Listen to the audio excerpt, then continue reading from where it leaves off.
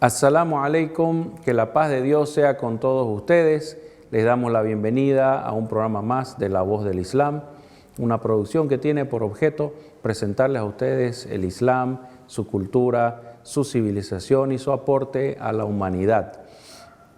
Estamos en una serie de programas que hablan sobre la Sharia islámica, estamos viendo la evolución histórica y dentro de este tema de la evolución histórica de la Sharia tenemos que hablar sobre las relaciones que se dan entre el ámbito académico de la Sharia islámica, el ámbito de la investigación científica y el ámbito de la aplicación jurídica, judicial, penal de las leyes islámicas. Sin entrar en el programa todavía, le damos la bienvenida al doctor Jorge Antelo, que nos acompaña en el día de hoy.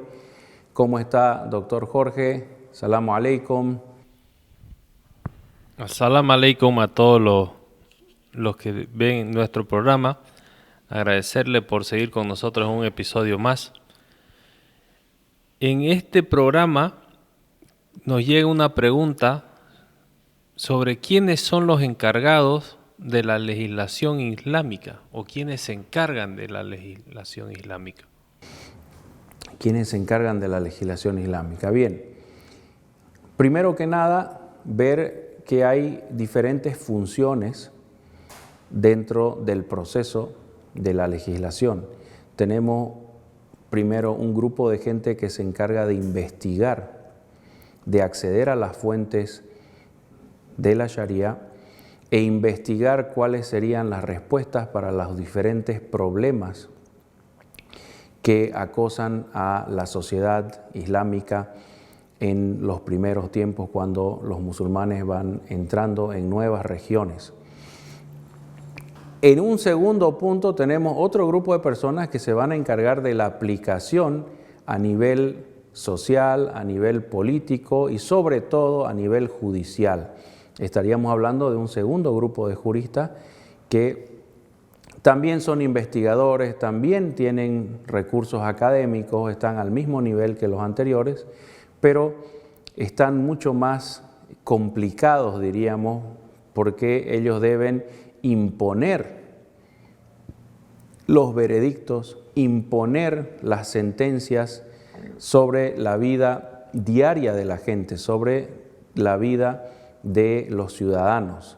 Entonces tenemos estos dos grupos. En el primer grupo tenemos los juristas, los académicos, los que investigan, desarrollan, escriben obras jurídicas y también enseñan en las primeras universidades que se van creando. Recordemos que en el mundo islámico surgen las primeras universidades que se conocen.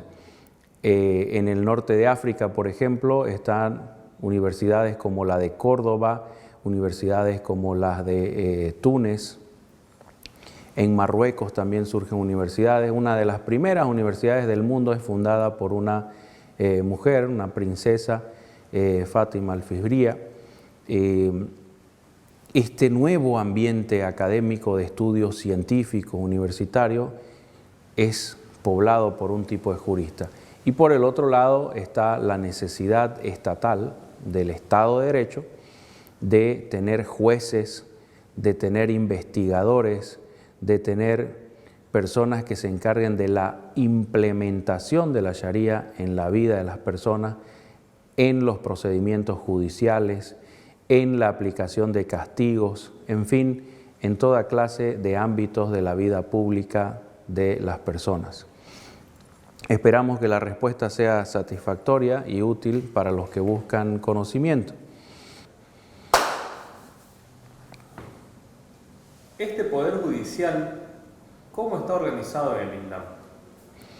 Bien, el poder judicial es un órgano del gobierno de los musulmanes, pero que es independiente del poder ejecutivo, ¿sí? Independiente también de la asamblea consultiva y por lo tanto debe tener su propia estructura.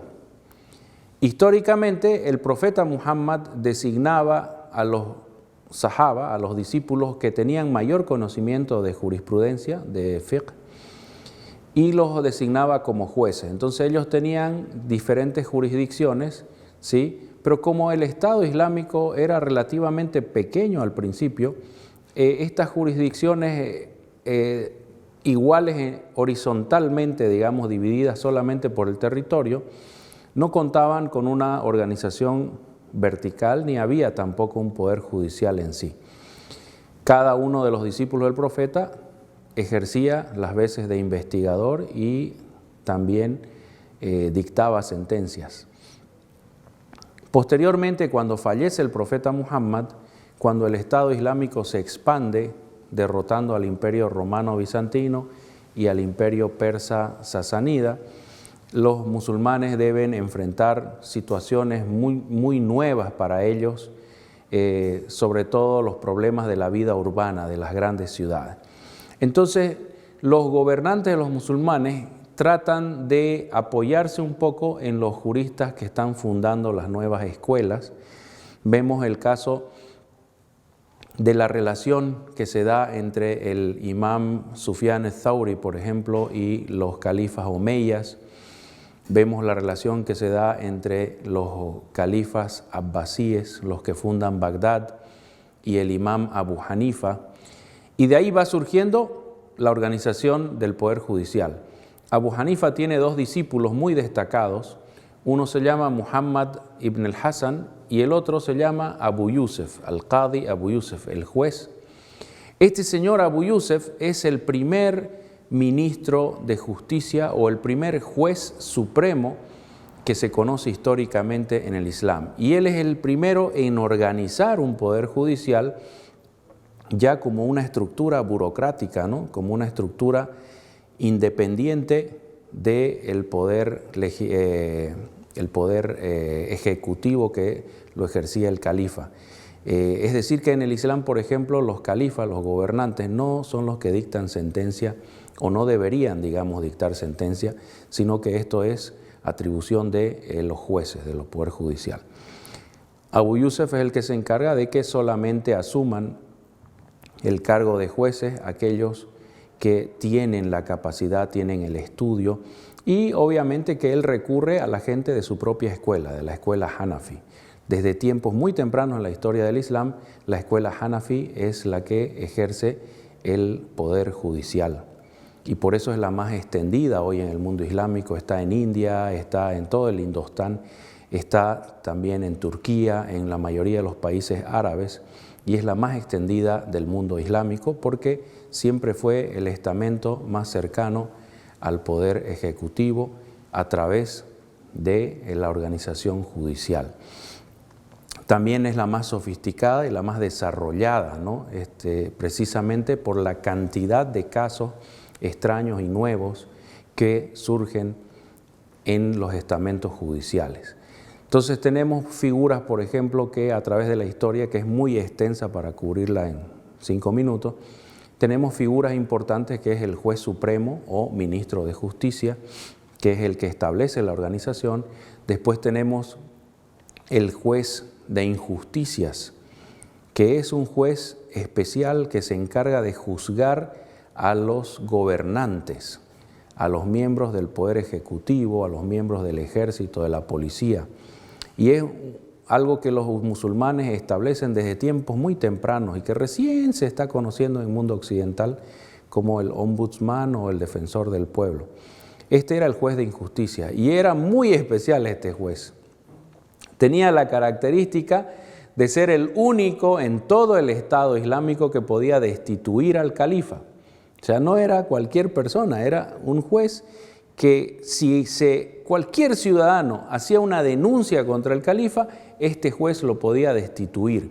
Y tenemos casos, pero bien representativos del poder de los jueces en los califatos. Por ejemplo, el caso del califa Ali, que había perdido un escudo que lo apreciaba mucho, no sabemos por qué.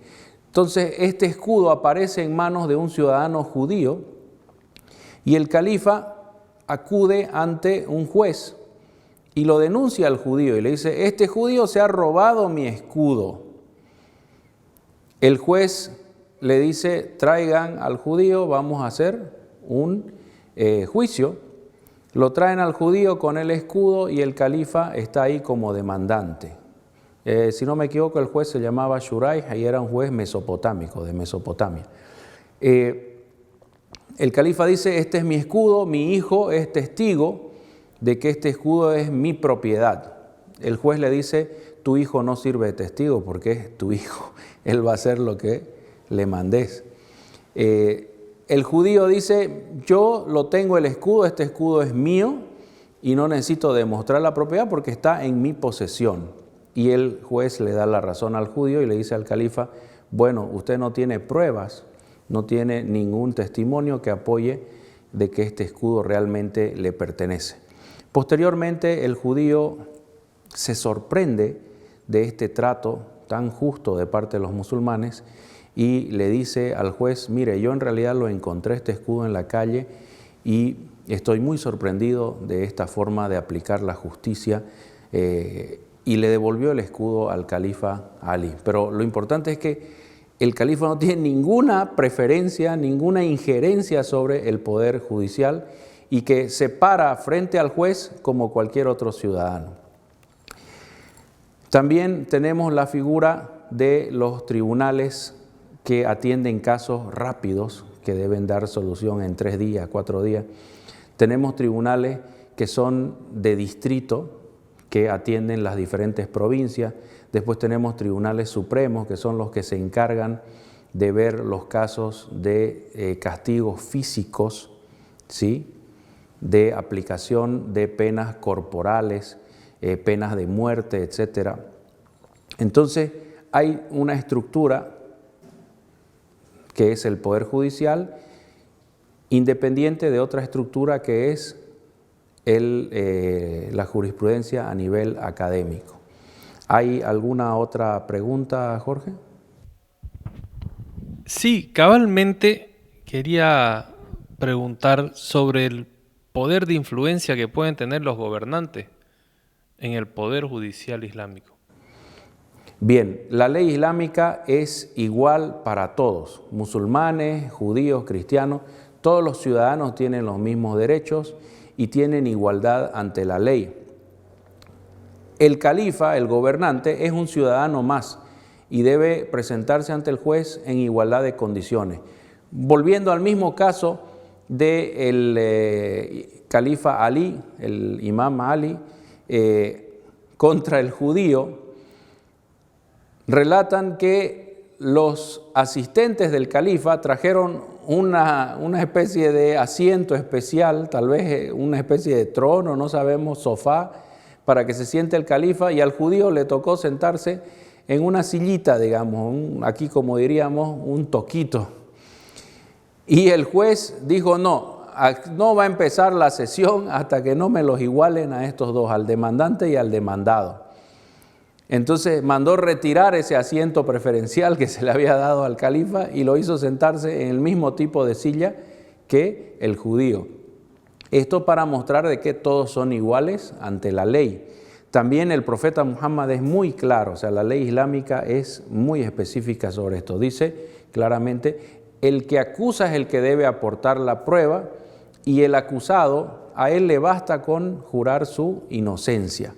Entonces aquí no importa si es califa o no es califa. De todos modos, es problemático estar acusando, investigando e interrogando a un funcionario público que puede tener mucho poder. No solo el califa, también, por ejemplo, comandantes del ejército, gobernadores regionales, provinciales. Entonces, los musulmanes a través de la historia crean estos tribunales especiales donde los jueces tienen también un gran poder y están al mismo nivel que estos funcionarios del Poder Ejecutivo, y ellos tienen la potestad de juzgarlos y destituirlos directamente. ¿Sí? Entonces el nombramiento de los cargos puede ser político, pero la destitución debe pasar por un proceso judicial. Entonces no hay una injerencia ni una preferencia especial a los gobernantes. Al contrario, se les asigna un tribunal especial que va a tener la misma consecuencia que los tribunales normales. Simplemente se hace esto del tribunal especial en previsión de que ellos puedan estar disconformes y que puedan tomar alguna venganza contra el juez o contra los funcionarios del tribunal. Por eso el más alto nivel de tribunal es el que juzga a las autoridades y también las destituye, ¿sí? O las castiga como debe ser. Entonces, ninguna persona tiene preferencia. Solo para cerrar, para responder completamente la pregunta, hubo una mujer noble de una tribu muy noble de la gente de la Meca que robó. Y ustedes saben, la ley islámica, cuando una persona roba algo de mucho valor y ha violado un sistema de seguridad del dueño, el castigo por esto es el corte de su mano. Entonces la gente de los sahaba, los discípulos del profeta, sentían pena por esta mujer noble porque ella tenía alcurnia, digamos, ¿no? Entonces uno de ellos intercede por la mujer y va y le dice al profeta Muhammad: deberíamos perdonarla a esta mujer noble, porque no está bien castigarlos a los nobles. Entonces el profeta se molestó mucho con esta actitud y salió y habló públicamente y dijo: algunos han venido a interceder por esta mujer noble. Y dijo, y agregó el profeta Muhammad: si Fátima, mi hija, robase, igual yo le cortaría la mano. Entonces no hay ningún tipo de consideraciones especiales ante la práctica de la ley, tal como dictan las leyes actuales en nuestro mundo occidental. Así también estableció el Islam hace más de 1400 años. Esperamos que la respuesta sea satisfactoria y ayude a los que buscan conocimiento. ¿Hay más preguntas, doctor? En esta etapa, ¿cuál es el efecto que sufre la Sharia o las escuelas de jurisprudencia con el surgimiento del chiismo? Bien, el chiismo inicialmente es solamente algo político y que consistía en que algunos musulmanes no estaban conformes de quienes se habían convertido en califas, especialmente con la dinastía Omeya y la dinastía de los Abbasíes. Entonces esta gente que no está conforme, ellos decían que los descendientes del profeta Muhammad, a través de Ali, ellos debían gobernar a los musulmanes. Hasta aquí el chiismo era solamente un comportamiento político especial, era una preferencia política, y los chiíes de esa época eran básicamente musulmanes. Pero posteriormente esto evoluciona y crece, y el chiismo se va convirtiendo en una religión nueva que surge de estos problemas políticos o estas preferencias políticas. Van surgiendo una especie de líderes que son espirituales y que son sucesores del profeta Muhammad, no solo en lo político, sino que ellos alegan ser sucesores espirituales del profeta. Entonces, esto afecta al desarrollo de la Sharia. ¿Por qué? Porque estas personas se convierten en fuentes de legislación para sus seguidores chiitas.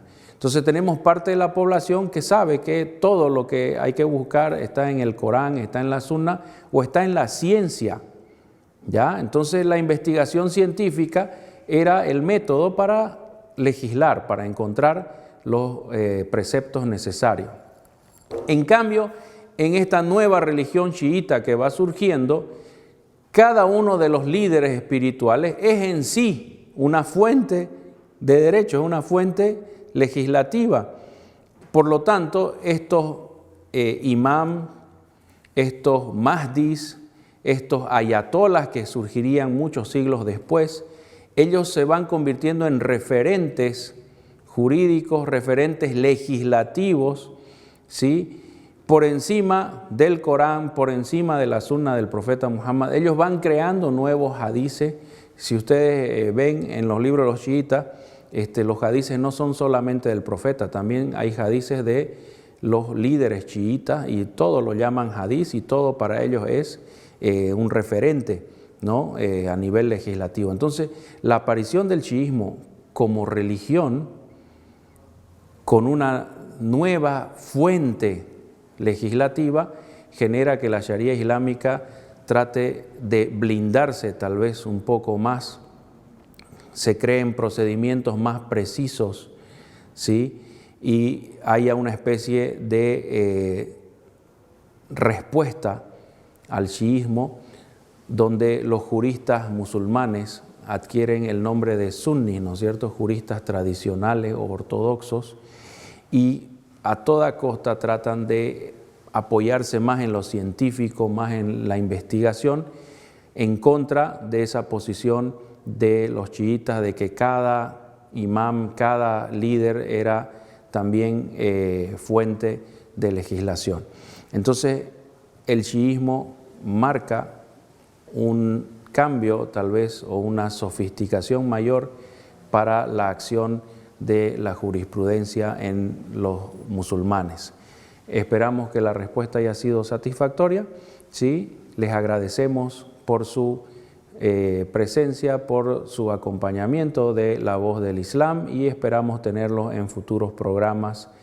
No se olviden, los que quieran hacer preguntas, dirigirlas a las direcciones que aparecen en pantalla. Wassalamu alaikum, que la paz de Dios sea con todos ustedes y nos vemos en un próximo programa, inshallah.